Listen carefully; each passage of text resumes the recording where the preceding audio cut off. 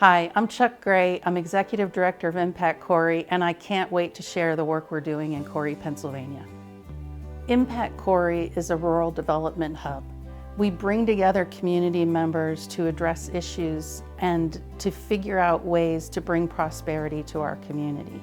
It's my job, think about a spoke and a wheel. We're the hub. My job is to reach out through all those spokes, talk to municipalities, nonprofits, local businesses, find out what challenges them, find out what excites them, find out what's coming next, and basically bring them together, bring everyone to the table, leave no one out, and to find solutions that involve our entire community. It's an amazing model that lets communities pull themselves up and decide their future. I came to Corry in June of 2019, and there were many initiatives that have been working for over a decade to make Corry a great place to live, and they were succeeding. But we had scattered effort, people doing different things that weren't leveraging the best outcomes we could get. So we decided to go through a community strategic planning process. We were fortunate enough, we had great funders who came to the table to pay to go through this process. We were fortunate to work with CZB LLC. Charles Buki is an amazing urban planner. Thomas Eddington and his entire staff really enrolled our community to find our answers. It started with a steering committee of 23 members, a city technical committee of 13 members, a huge regional advisory panel, all these people weighing in and representing truly hundreds of organizations in our community came to the table to figure out what we were going to do. And over about a year during COVID, we set our priorities and we came up with 5 areas we're going to be focused for the next 10 years. All the goals are interrelated and each helps advance the other. The 5 goals are ramping up our connectivity, activating our city center, revitalizing our housing and neighborhoods, strengthening our city's balance sheet, and improving and linking our green spaces. Corry already has an active downtown, but we can make it even better. We're building the Corry Rails and Trails Park, taking what looks like a brownfield rail yard and making it an oasis to hang out, recreate, connect, and be surrounded by beautiful art. Throughout the city, we are subsidizing facade renovations, helping business owners get a competitive advantage, creating a virtual docent. So if there's anything you want to know about Corry or any place you want to visit or reserve, you'll be able to do it online. We're also inventorying all of our assets, so every square footage of retail space in our downtown, it will be accessible to people looking to grow their business or establish a business here in Corry. Corry was said to appear overnight as if by magic where 2 rail lines crossed. It grew into a flourishing place, attracting entrepreneurs, artists, and it was a beautiful rural community. But over the years, we became disconnected from the speed of business. Rail lines were replaced. Today, those rail lines are fiber optic cables. So in ramping up our connectivity, what Corry is looking to do is give our rural community every advantage of place. You can live in Corry and you can connect at blazing speeds. Just like those rail lines, people flow, energy comes, arts come where there's opportunity. And those fiber optic lines are where there's opportunity. And as long as we support people trying to build their businesses, their homes, around these lines, we will succeed.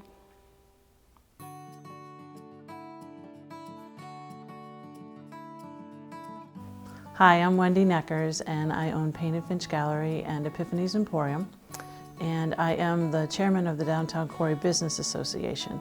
And this is an organization that started in 2016. There was 5 of us that got together, or 6 of us, in the back room of one of our shops, and we just started brainstorming what could we do to create a buzz about Corry. And so we came up with the idea of First Fridays, not a new concept, but new to us. And so we decided to start having bands in the downtown and we brought in some food carts and food trucks, and we decided that, you know what, we would put this out to the people of Corry because we realized that a lot of them had never been in our shops before or weren't even really familiar with the downtown. And so the first event went pretty well, little low attendance, but you know, it built, and we had 4 events the first year. And so in 2016 or 17, we became an association, and then we started going for grants and building on the First Friday concept. So we went from 4 events the first year to we now have 8. And we got members from the retail in the historic downtown, and we started out with, I think, 5 or 6, and now we are up to 21, and we added another few more stores this year. So they have, you know, indicated they'd like to be members next year. So that's who organizes and pulls these events together. It went from originally just being 1 band in the downtown to now we have 3 blocks, and we are able to have individual or duos performing at each of the blocks to let people know there's something more down the street. We bring in exciting people like balloon artists and, you know, magicians, and we love to have something unique at each of our events. We've had a wonderful support system. Corry Community Foundation came in on board right on the first year, and they have been amazing in how they have shown support. ECRA has done a wonderful job for us this year. In particular, they have just been very gracious, and Northwest Savings Bank has really been just over the top wonderful as far as support for the businesses and bringing in financial help. So we have a lot of other businesses in the community that have also been funding and supporting us, and we really appreciate all of their efforts and that they see the value in what's happening in the downtown. I think the most exciting thing is to watch the change of perception from being a place where it's just kind of surviving or something you drive through to being a thriving, full, fun place to be. One of the exciting things, something we were actually shooting for was to become on the radar of people in our community and then outside of the community, to let them know that Corry is there. And we have some wonderful shops, some really fun, cool, creative places. And one of the exciting things is that the owners often come in and talk about how much the First Fridays have really benefited, how they are seeing people who come in for the first time ever in the downtown who are actually from Corry or from outside of Corry, and they've moved away, they come back and they see the difference, the transformation, but they find that Corry has just a whole range of innovative, beautiful little shops, and it's very rewarding to see that come through. We have an end goal, which is to see the community really thrive. So we want to see our downtown core just totally come alive. We've watched empty storefronts be filled, which is so exciting. And we hope to have that continue and spread out. And we think that what is going to happen is it's going to continue to grow, and that the shops that come in will prosper, and that we would love to see the downtown full of people who just really enjoy being out and finding a really unique product in a unique shop. But we believe it will expand. We believe that the entire city of Corry is going to see great benefits from the First Fridays, as well as the efforts that we have made toward raising the bar, making the town look a little bit more inviting, and creating a fun place to be.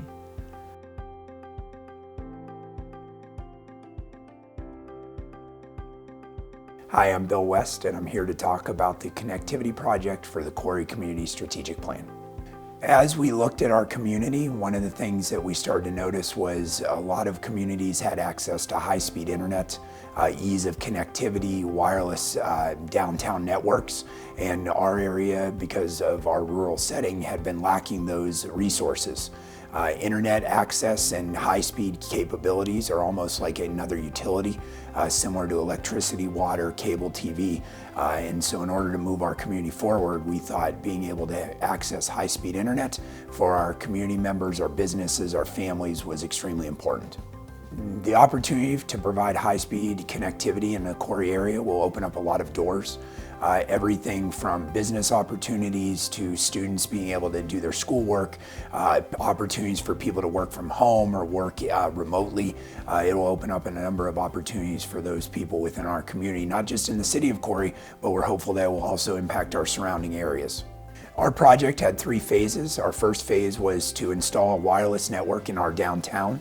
That phase was started last spring and was able to be completed throughout the summer and early fall. We're moving into phase 2, which is to install high-speed fiber internet throughout the city of Corry. At this point, we've been able to acquire the fiber and we're working on an installation plan. And then phase 3, the biggest picture is to install that fiber high-speed connectivity throughout the Corry area school district, which is a quite large area. We go into rural parts of Crawford and Warren County, along with a lot of Erie County here on the southeast corner. Part of phase 2, as we started to work on it, one of the things that we started to notice is a lot of people talking about the fiber head as being a commodity, and that if when you install a fiber head or a high-speed network, that people want to be in those areas because their access opens up doors, especially workforce development and business. So we started to discuss locations throughout our community which might work for that placement of that hub. Through those discussions, we ended up looking into reactivating the old hospital, which was located in Smith Street here in Corry. The gentleman and his wife, who currently are owning the building, have graciously agreed to donate that building to the project. So we've had some preliminary discussions about getting the fiber installed there, and also are working on securing funds to rehab and bring the building up to a place where we'll be able to install businesses, education centers, along with that fiber hub. I see this opening, if we're able to complete our project, I see this not only impacting just individuals, I see this impacting the entire Corry community. It'll open up opportunities for new businesses, it'll open up opportunities for people to work from home and work remotely. It may be able to attract some of our talent that has left us to go to other areas to return to the community because they'll be able to complete their jobs here at home or near the tech center or near the fiber hub. So it's not just an individual day-to-day, but I think overall it'll be for the betterment of the entire community. From my perspective, from working in the Corry area school district, one of our big challenges has always been access for students, our students, to have internet. We not only have a diverse population of people that might not buy internet connectivity, we also have areas within our school district that, because they're so rural, it doesn't even have the opportunity to connect to internet because it's not even available. So from the perspective of our families and our students, if we're able to accomplish our goals throughout this project, it will allow all of those kids to have that option to work remotely, to be able to engage in their work, not just at the school building, but also at home. And a lot of the things in education have moved, especially because of the pandemic, to using Chromebooks, being able to do things on the computer, being able to access assignments or videos, and a lot of our kids still don't have that capability, and hopefully as we work through this project, we'll be able to bring that access to everybody to make it more equitable for all of our students. The other advantage that we will hopefully have is our students will be able to access things that other students in different communities have. It'll give our students the tools and preparation to be able to work in any position they want to, because honestly, as we move forward into the future, one of the things a lot of occupations or jobs is going to entail is being able to use technology. And if our students aren't able to access that at home and have those experiences, it does put them at a disadvantage. So hopefully if we're able to get everything accomplished in our project, then our students will have those same opportunities and also have the same experiences with technology and access to technology that people in the surrounding community does as well.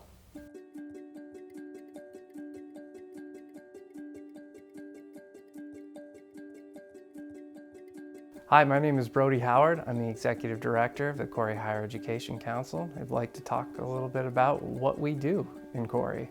Well, for over 30 years, the Corry Higher Education Council has provided education and training for our workforce, but also as a part of our mission, we hope to include the betterment and improvement of the quality of life, whether that be personal or professionally.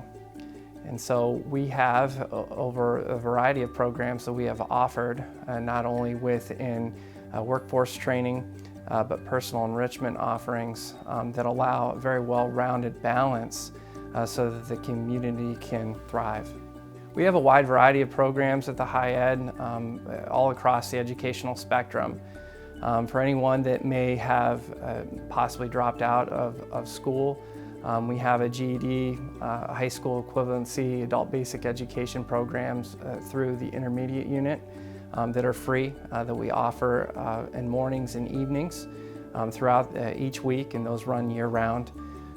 We have multiple educational partnerships with post-secondary education providers, such as Mercyhurst University, which have been there for well over 30 years. Additionally, newer institutions such as the Erie Community College and the Northern Pennsylvania Regional College. We offer, those programs offer upwards of 12 two-year associate's programs and many other workforce courses that are offered that are either credit or non-credit bearing. We have a great relationship with the Corry Area School District, in which we provide classes up at the Career and Technical Center. Anything from welding to blueprint, CNC mill are examples of many hands-on technical courses that we provide for individual courses. And additionally, beyond that, we provide customized trainings for a lot of our businesses and manufacturers within town. The Corry Higher Education Council is located in the Smith Education Center, which is on 221 North Center. We are at the top of Center Street, or what we would consider the downtown business district. We're one of the tallest buildings in town, in the former Corry Hotel, which will be soon to be almost a century old. Primarily, we serve an area as far west as Union City, as far south as Spartansburg, out to Bear Lake, and a little bit into the Clymer, New York area. Well, during our recent celebration of our 30th anniversary, we asked several former students to come back and tell their story, share their story about what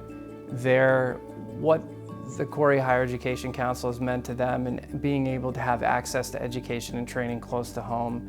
One of our former GED instructors actually came back to take and enroll in classes at the high ed, and not only did she earn her certifications and degrees to be able to teach, but she actually was able to then assume the role in the position of teaching the adult basic education class in which she originally went through.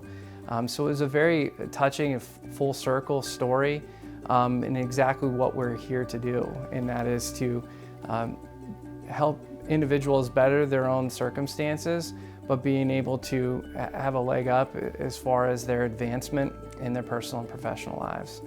Well, the future is very important to me because this is my hometown, this is where I grew up. And we are looking at so many different initiatives to continue to help Corry transform and move forward.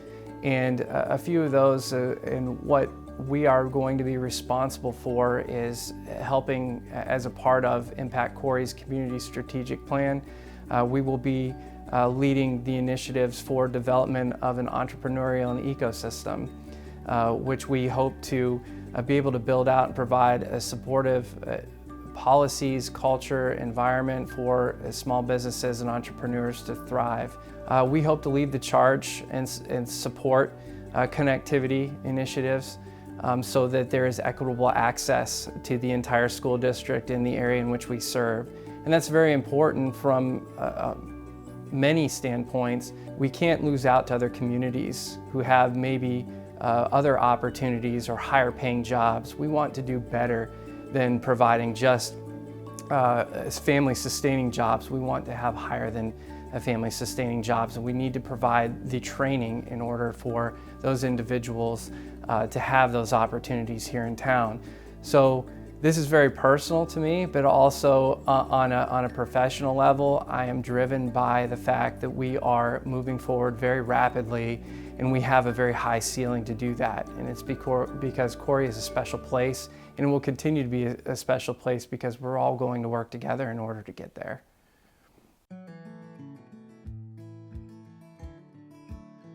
Well, my name is Sarah Jukes. I'm a Green Spaces champion as part of the Corry Community Strategic Plan.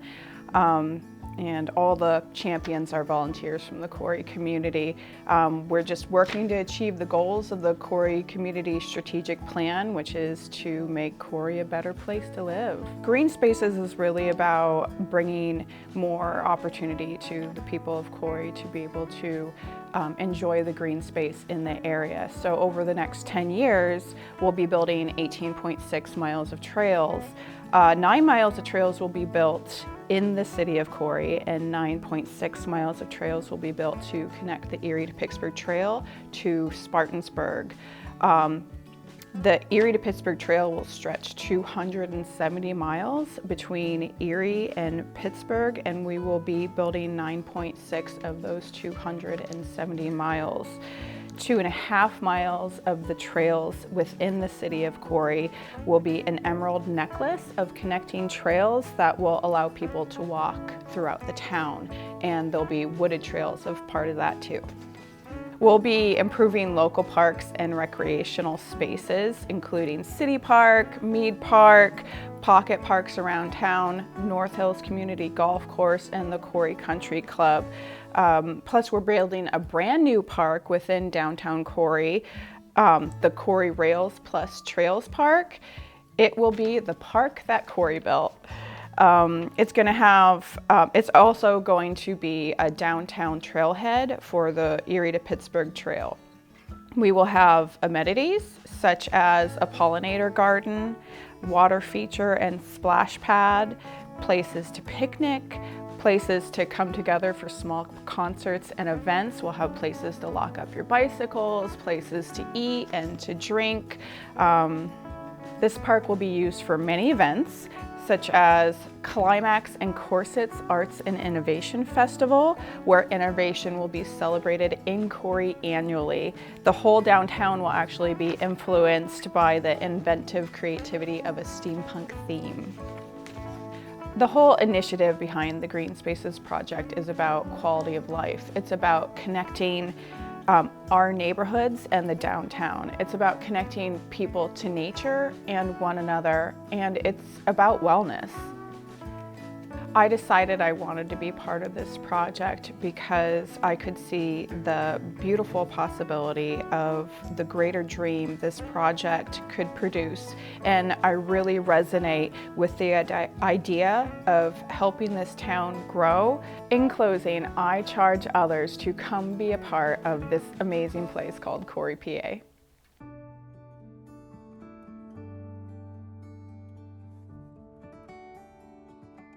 So I'm Les Utag. I'm the golf course superintendent at North Hills Golf Course in Corry, PA.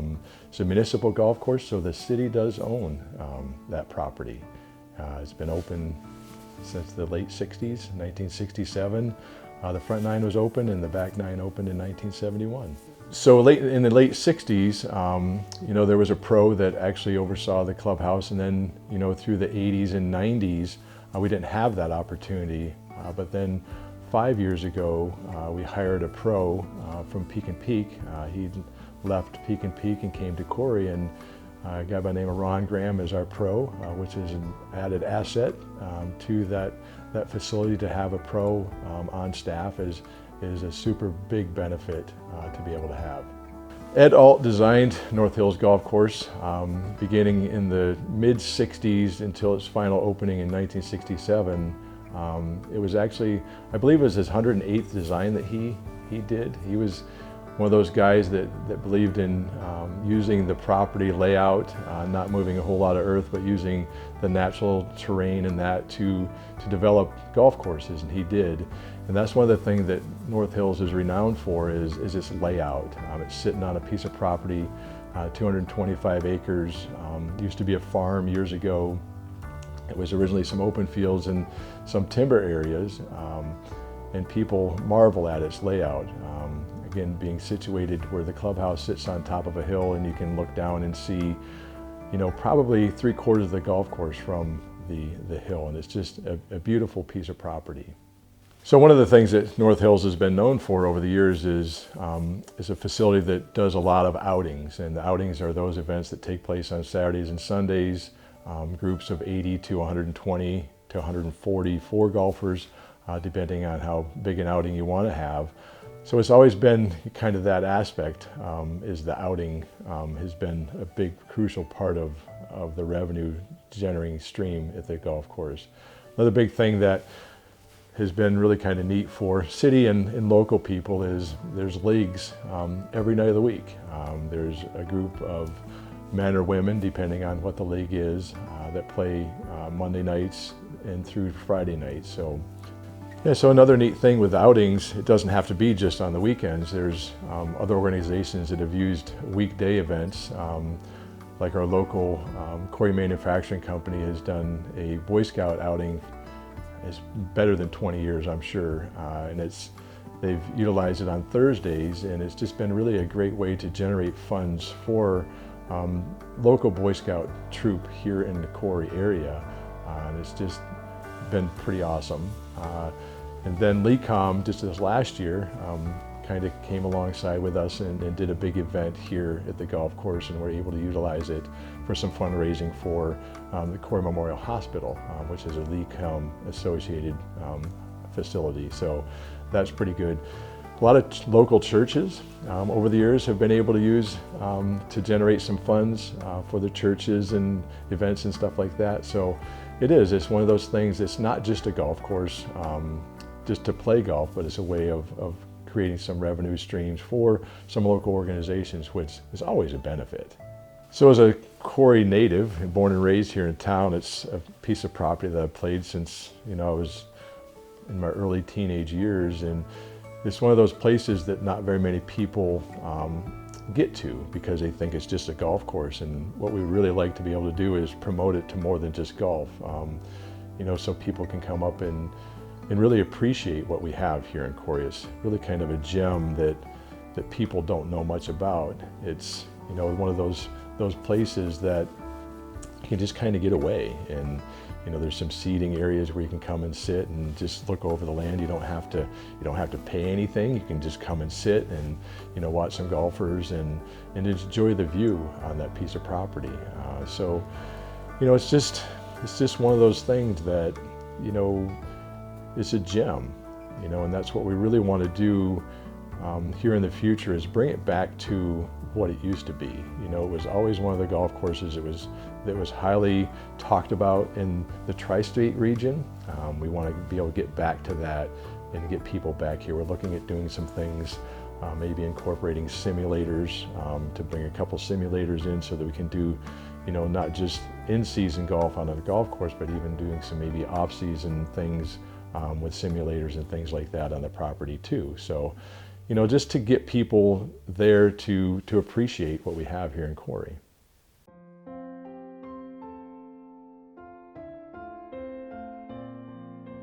Hi, I'm Bob Williams. I'm the current publisher of the Corry Journal and 4 other sister publications in the area. Today we're going to be talking about the importance of a newspaper in a small town or a small city, and the importance to be part of the fabric of that city that we belong. Well, the Corry Journal in its form will turn 120 in 2022. There's been various forms of newspapers that have evolved, but there's probably been 4 or 5 in the community, and then it merged between 2 papers 120 years ago. It's always been an afternoon paper, which is still one of the few in Pennsylvania that is around. As far as publishers go, I believe I'm the 5th publisher. I'm the 2nd publisher in the last 75 years, which is kind of unique when you look at that, because I've been at the Journal for 31. So I trained under George Sample, who is the founder of Sample News Group, a longtime publisher from anywhere from the Chicago Sun-Times to the Jerusalem Post. He worked with American Publishing, so it was kind of unique to work with somebody and be trained in the journalism field of really much a small town icon. I had no idea I was going to end up in the journalism field. I was a marketing major and graduated with a business administration degree, and I lived behind George's house my entire life, So I grew up with his 8 kids. So it was kind of unique when he, basically I always say, kidnapped me while I was working at another job and said, hey, I have this idea, what do you think? And here I am 31 years later doing that job, and to be the next publisher after him, it's kind of unique, and it's an honor to me to follow an icon like that. The newspaper in any small town needs to evolve. And I can remember being with George in the Chicago Sun-Times in meetings about the importance of having a website. And when you're talking to a person in his 70s at that time, saying, what is this internet thing? It was in the beginning of the stages, and everybody knew we were going to have to go that way. But he goes, you cannot put your paper for free on the website. It must be behind a paywall. And we've continued to do that. And unlike larger newspapers that have given away their content, their circulation declined. We've been able to hold our circulation to the same as what it's been for the last 30 years that I've been there.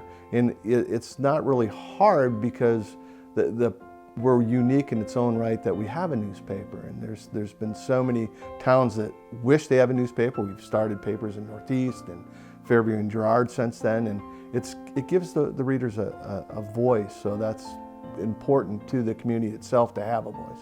When you really take a look at how journalism, in my opinion, in the last 30 years has morphed into telling stories and sitting in the middle and being what your readers say it is, I think we've been able to do that. I think we stay in that center lane, and if you're a bad politician, I don't care what political party you're from, I'm gonna challenge you to become better. And unlike the larger publications, if you don't have a newspaper, say a small town like Corry or the outlying areas of Union City, which we have a small weekly there, but it's hard to get your message across if you don't have a daily newspaper, because you'd have to go to a larger metropolitan area that maybe doesn't share the same views or the beliefs of a rural America town, which is typically more conservative, and it leans a little bit more conservative right. And whether you're a moderate Democrat or straight down the middle Republican, we tend to have the fringes on the side. We have those readers that are in the middle, and I think current elections have really shown that's where you need to be. So it's important for us to just tell stories, to be a part of that fabric of the community, to give readers a voice. And some of our greatest characters in the town write some of the greatest letters to the editor, and it's pretty. They can get salty, and we just let them go, because that's a good thing. I wish we had more, but unfortunately, as your town gets older, these great people pass away, and their voices tend to be gone overnight. And there isn't enough. Part of the problem with Corry is we're not getting enough younger kids staying. I've been here all my life. I went away to college for 4 years and came back, and I'm glad I did it, raised my family here, but it's important that a town has a newspaper to tell those stories and to tell the stories of the people in that town, because without it, you tend to, the only news source you get is turning on and getting bad news and how bad things are and things of that nature. Here in Corry, we try to tell the good things that are happening, and I think that's why we're surviving and thriving.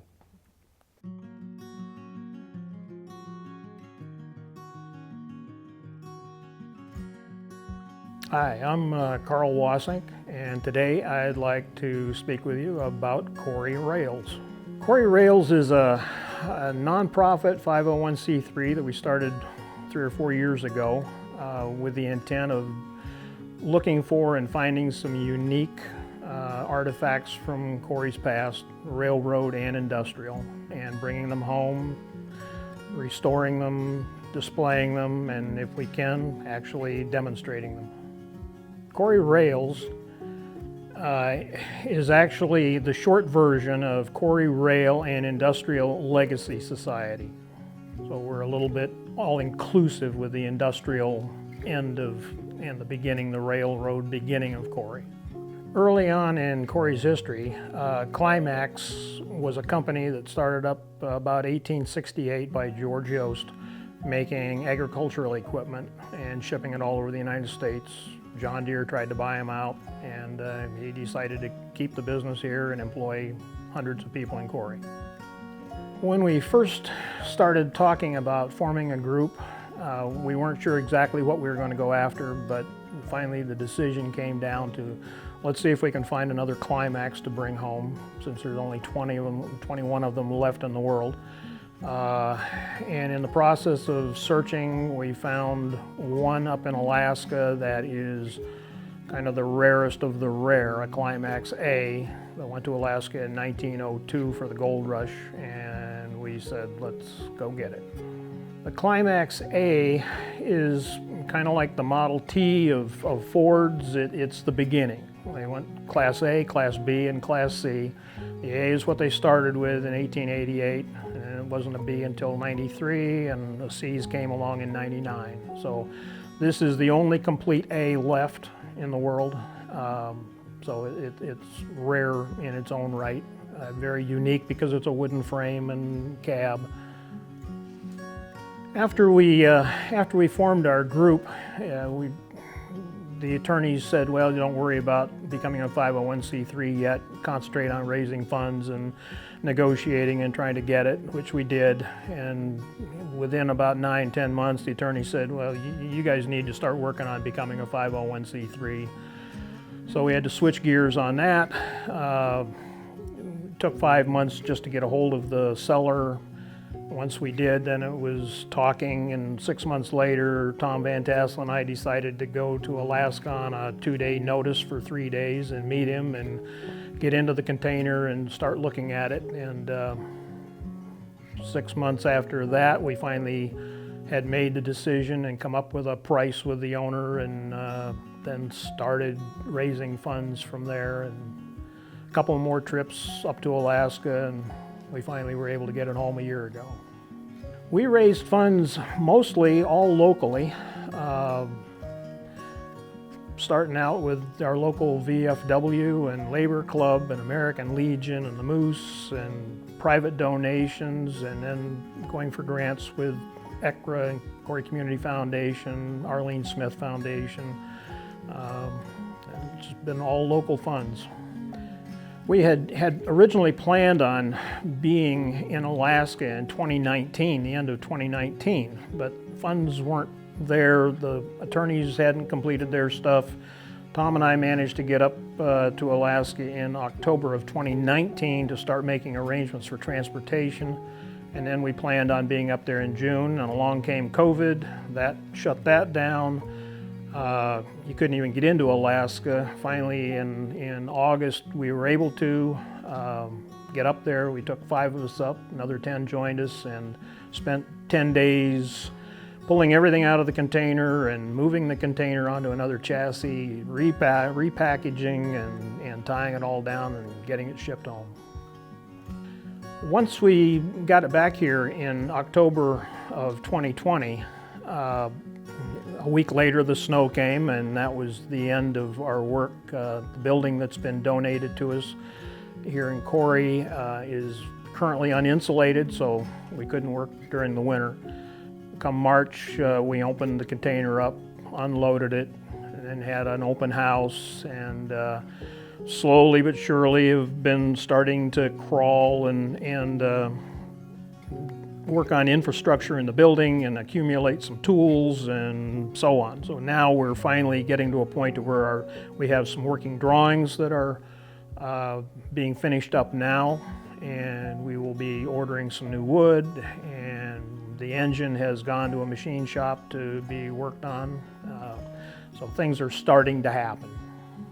In the process of trying to put this together, and this being our first project, other than the tools that we each bring from home, the shop is basically a large vacant building, minimal electrical. This next weekend we have a work weekend, putting in some more electrical. We are constantly searching for volunteers, anybody that has an interest in working with historical stuff, has some woodworking background, some machine background, steam background, railroad modeling. There's all different sorts of things that can happen. We'd love to have people come on board and join us. And part of our goal as Corry Rails in accumulating various artifacts, and this one being the first one, is to, at some point in time, start having annual events to bring people to Corry to see the unique items that we bring back and celebrate them as part of Corry's history. And so we're hoping that within 3 years we'll have this running. Most of these projects end up taking longer than what people guess, but I think that because of the uniqueness of this engine being mostly wood, it's not a big steel and iron piece, it'll happen a lot faster than some of these other projects.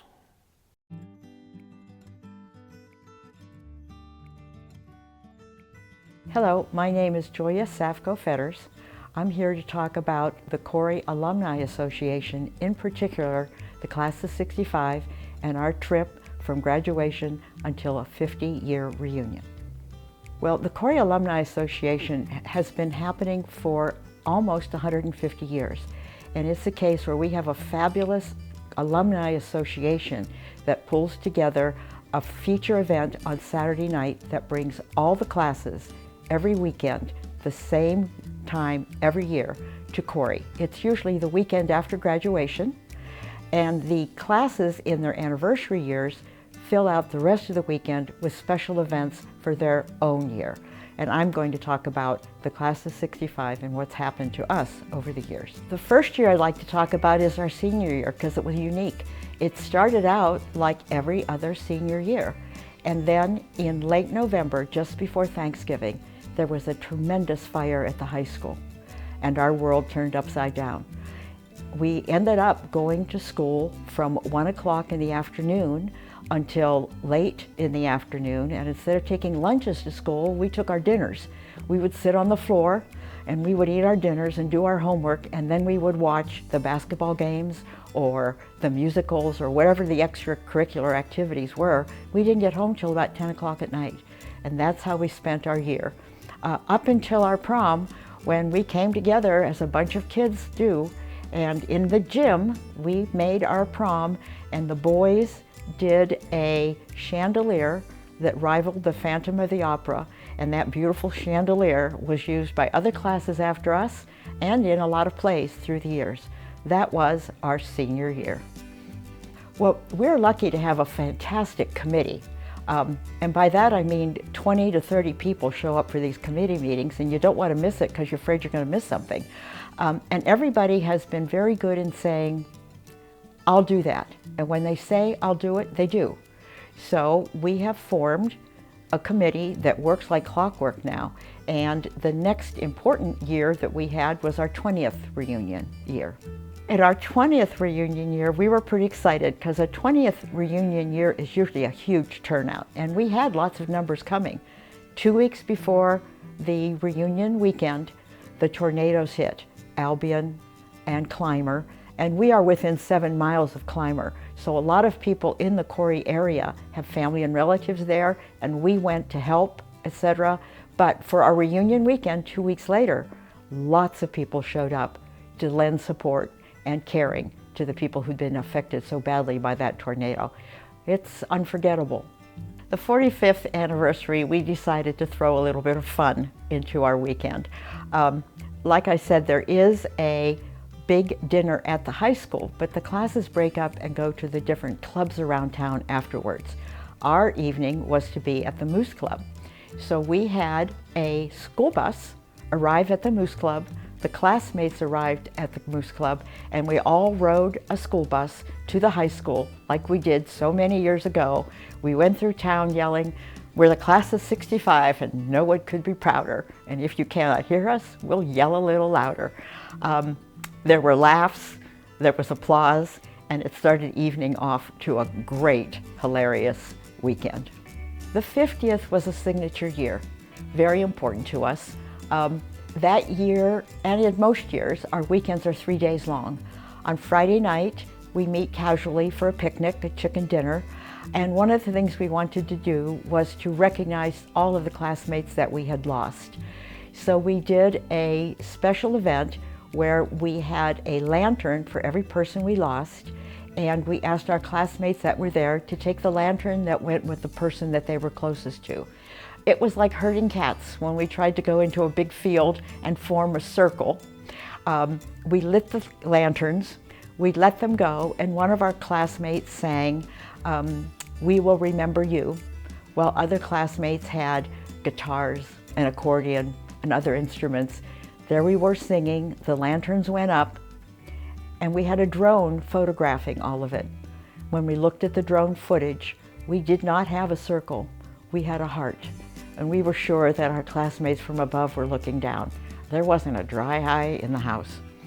And then we went on to our Saturday event and our gathering that night. And then Sunday we sent off with a send-off.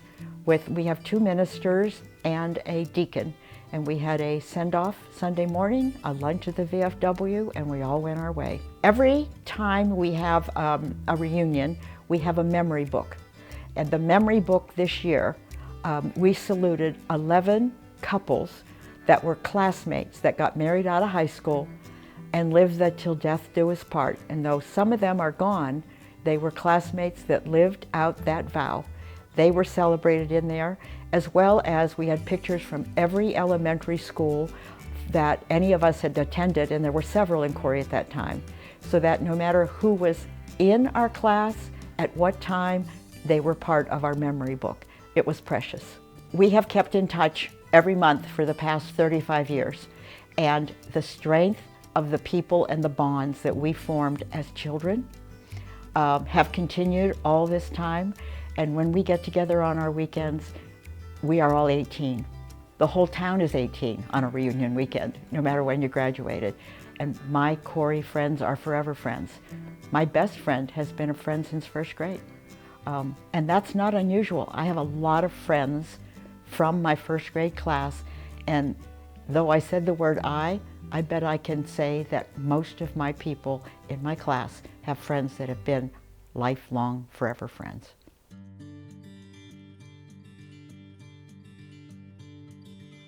Working in a small town has some incredible benefits. I'm Shannon Wolford, Engagement Lead with Blue Zones Project Corry, and our project came into Corry in February of 2019. So we've been here almost 3 years, and it's been such an incredible pleasure getting to work in this community and getting to meet so many of the residents here. So Blue Zones Project, when we came into the community, our goal was really simple. It's about helping to make healthy choices easier for everyone. So we work in areas of people, places, and policy. So the Blue Zones Project was originally founded by a gentleman named Dan Buettner. And the project is based on a community model that really takes the research that he found from those 5 original Blue Zones. And those were areas around the globe where people were living longer with a really good quality of life. And so those commonalities that he found among centenarians living in the 5 original Blue Zones are things that we refer to as the Power 9 lifestyle principles. So Blue Zones Project takes those 9 commonalities, those Power 9 lifestyle principles, and we're able to weave those into a community and essentially help people to make healthy choices easier. And that's how over time we're able to have a significant impact on community health and well-being. So the Blue Zones Power 9 lifestyle principles really focus on kind of 4 categories. We talk about moving naturally, having a right outlook in life, eating wisely, and connecting. So within those 4 categories, we work in a community setting to provide resources and engagement opportunities for people to learn how to add more activity into their daily routine. So maybe they're joining a walking moai, and a moai is simply an Okinawan term that means a group of people who come together under a common purpose regularly. So for our reason, it's walking groups.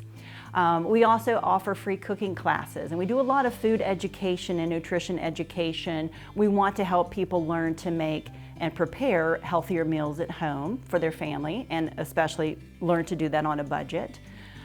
We focus on having a purpose in life and how you can downshift and manage stress. And Blue Zone's work is really immersed in connection. So we understand that faith, family, and friends is really important. You have to have that support network around you where people can support your healthy habits. So whether we are working with individuals or a group of people, remember we do our work in people, places, and policy. So we have had opportunities to see dramatic changes in individual lives, whether it's a person who has lost a significant amount of weight because they're learning to eat healthier, they're moving more by joining our walking groups. We have seen people who have lowered their cholesterol numbers because, again, eating healthier and moving more. And we've had the pleasure and the honor of working with some students here in the Corry Area School District and helping them to find their purpose in life. So they are graduating and have a direction in their life, knowing that what their strengths are, what they're passionate about, and how they can use that in service to others. We have over 1,000 people engaged with the project. So that means that they have taken their personal pledge to do their own part in helping create a healthier community, or they have come out to a free cooking class, or they're participating in a walking group, or they've attended a purpose workshop, any one of those number of things that we're doing out in the community. But it's not just the individuals. We work in places, as I mentioned, so we really concentrate our energy on what we refer to as the life radius. So that's where people are spending the majority of their time. So where you work, where you play, where you go to school, where you socialize and recreate. So work sites is one of the big areas that we're focused on. So whether you're a fan or supporter of Blue Zone's project, you will most definitely be impacted by the work that we're doing in the community. And that really holds true in the area of policy. So the policy work that we do is concentrated in 3 areas, which are the built environment, which is the bikeability and walkability of a community. We are concerned with food policy, so we want to make sure everyone has access to fresh and local produce. And third, tobacco policy. We want to make sure that people have access to cessation programs and that policies throughout the community support clean and fresh air for everyone. So although Blue Zone's project has only been here close to 3 years, we've already seen some significant short-term success. We've seen an 8% increase in overall well-being. We have seen tobacco use drop from 21.4% to 10.6% of tobacco use. And 53% of Corry respondents said that they are eating 5 or more servings of fruits and vegetables at least 4 times a week. So although that may seem small, we know that those small changes in the right direction have a huge impact on community well-being. And again, we want to see a community that's thriving. When we have a community that's thriving and you have healthy individuals living there, that's what really draws in new businesses. That's what draws in families that want to move there, they want to recreate there, and it goes right along with the community's vision for this city. They want to see Corry become this destination place. Corry has a rich history and it's an exciting history, but really Corry's story is just now being written, and we are excited to kind of know the plot. We've gotten to know so many of the characters, but this story here in Corry is going to be one that you're going to want to reread time and time again. Our Town, More Stories from Corry is brought to you in part by Corry Redevelopment Authority. The CAIDC and the CIBA are a full-service development team that provides low-interest financing, grant assistance, tax credit preparation, leasable facilities, and fully infrastructured industrial sites. More information about these and the CRA's outreach services is available at corryredevelopment.com or by calling 814-664-3884. LECOM Health Corry Memorial Hospital, offering care to the Corry region for 125 years. Patient benefits include the services and medical techniques of LECOM Health and our physicians who provide care while still offering small-town values. Located at 965 Shamrock Lane, as well as the Corry Rural Health Clinic, Union City Rural Health Clinic, and Clymer Rural Health Clinic, with services including orthopedic surgery, gastroenterology, sports medicine, urology, podiatry, family medicine, oncology, and COVID-19 vaccinations. Learn more at 814-664-4641 or lecomhealth.com. The Painted Finch Gallery, offering art from local and regional artists featuring paintings, drawings, photography, wooden bowls, sculptures, ceramics, glass, and jewelry. Located in the heart of downtown Corry and a proud sponsor of WQLN PBS. Epiphany's Emporium, a gift shop located in downtown Corry featuring hand-thrown pottery, craft sodas, leather journals, handbags, fiber arts, charcuterie boards, frames, art supplies, and stuffed animals. Proud to support our town, Corry. Our Town More Stories from Corry is also brought to you in part by Rossbacher Insurance, Sanders Market, Cobblestone Inn and Suites, and viewers like you. Thank you.